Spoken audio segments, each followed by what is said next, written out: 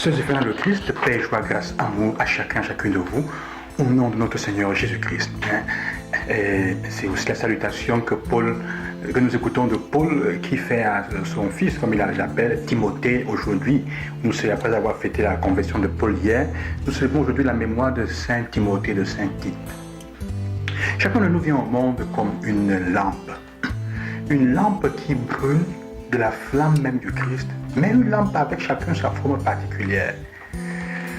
Chacun a la capacité d'irradier sur un champ d'une certaine distance qui est propre à cette lampe. Avec la capacité de contenir l'huile ou le pétrole pour brûler, qui est particulier à chacun. En fait, chacun de nous est une lampe avec sa forme particulière. Et Jésus dit dans l'évangile aujourd'hui que cette lampe est faite pour briller. Pas pour être cachée sous le boisseau ou sous le lit, mais pour être mise sur le lampadaire.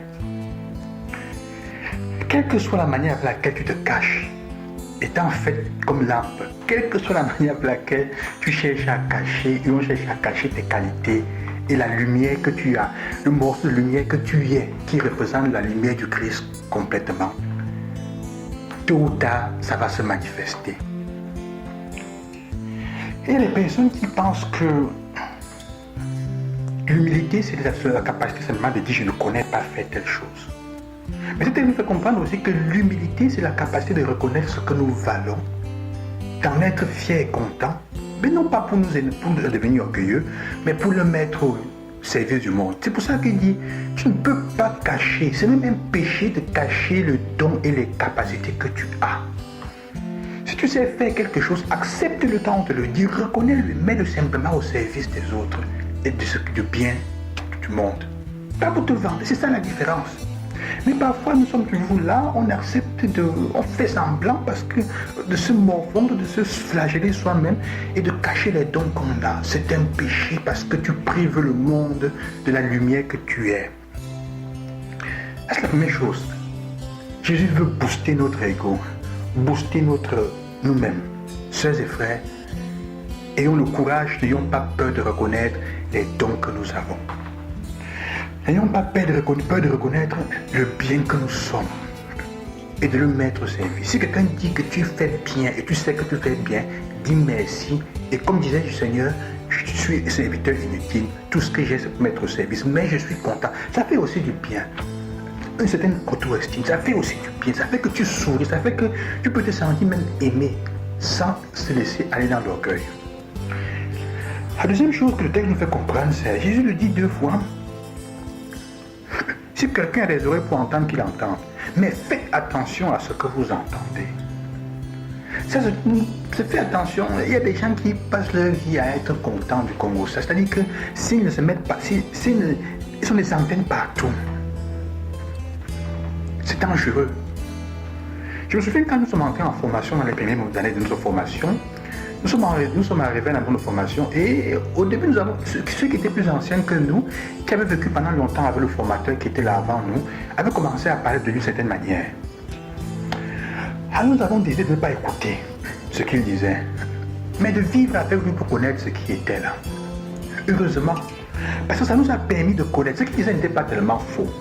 Mais si nous avions écouté ce qu'il disait, la manière avec eux ils se plaignaient de lui, nous avions entendu seulement ça, nous aurions perdu l'opportunité de connaître aussi une autre partie bonne de lui. D'ailleurs, tout le bien qui était même en lui, ce qu'eux ils disaient de lui était simplement une petite partie de ses limites. La chance que nous avions eue, c'est que nous avons voulu faire notre propre idée de lui, et ça nous a aidé à apprécier la personne, à la voir pour ce qu'elle était, et à nous rendre compte que les limites dont qu'on présentait d'elle étaient simplement une petite chose. Il avait beaucoup plus de capacités qui nous ont aidés. On a vécu des années fantastiques ensemble. Pour dire frères et sœurs, faites attention à ce que vous choisissez d'entendre des autres. Si nous prenions la peine souvent de ne pas entendre ce que les gens racontent des autres parce qu'ils ont une expérience négative, nous ferions la rencontre de beaucoup de personnes belles et bonnes qui nous aideraient dans notre vie quotidienne. Mais quand nous choisissons d'écouter tout de suite le mal que l'autre fait, parfois c'est bien d'écouter parce que ça nous avertit peut-être sur certains caractères, mais c'est aussi bien de se faire sa propre expérience sur l'autre. sans être prévenu. Ça fait que souvent on découvre des autres ce que nous n'imaginions pas. Les limites sont là, mais il y a bien peu de bien. Et ça me pousse à voir ce que Paul dit, à apprendre de Paul qui dans sa lettre à Timothée dit quelque chose de fantastique. Il dit, je suis plein de gratitude envers Dieu, à qui je rends un culte avec une conscience pure, à la suite de mes ancêtres. C'est ça, c'est beau. Je lui rends grâce en me souvenant continuellement de toi dans mes prières nuit et jour. Me rappelant tes larmes, j'ai un très vif désir de te revoir pour être rempli de joie. J'ai souvenir de la foi sincère qui est en toi, celle qui habitait d'abord Loïs, ta grand-mère, et celle de Nice, ta mère. Je me souviens de la foi qui est en toi. Et il dit à la fin, on t'a imposé les mains, je t'ai imposé les mains pour que tu reçoives l'esprit, tu reçoives l'esprit. Ce n'est pas un esprit de peur que Dieu nous a donné, mais un esprit de force, d'amour et de pondération. Le jour de ta confirmation, on t'a imposé les mains. N'aie donc pas honte de rendre témoignage à notre Seigneur et n'aie pas honte de moi, qui suis prisonnier. Mais avec la force de Dieu, prends part à ta part de souffrance liée à la mort de l'Évangile. C'est ça, Paul se rappelle de ça, se souvenir de lui, de sa foi. Qu'est-ce que tu te rappelles souvent des gens si ce sont les choses négatives? Et qu'est-ce que tu aimerais qu'on se souvienne de quoi? Quelles sont les choses que tu aimerais qu'on pense bien de toi? C'est de faire que le Seigneur vous accompagne et qu'il vous bénisse aujourd'hui. Et qu'il vous aide dans ces deux choses. D'abord, apprendre à faire attention à ce que nous entendons, nous voulons entendre des autres. Éviter certains commérages et trop la gourmandise des oreilles. La gourmandise des oreilles. Et surtout aussi, apprenons de l'autre côté, à laisser briller la lampe que nous sommes. Je vous bénis au nom du Seigneur, loué soit Jésus-Christ. À demain.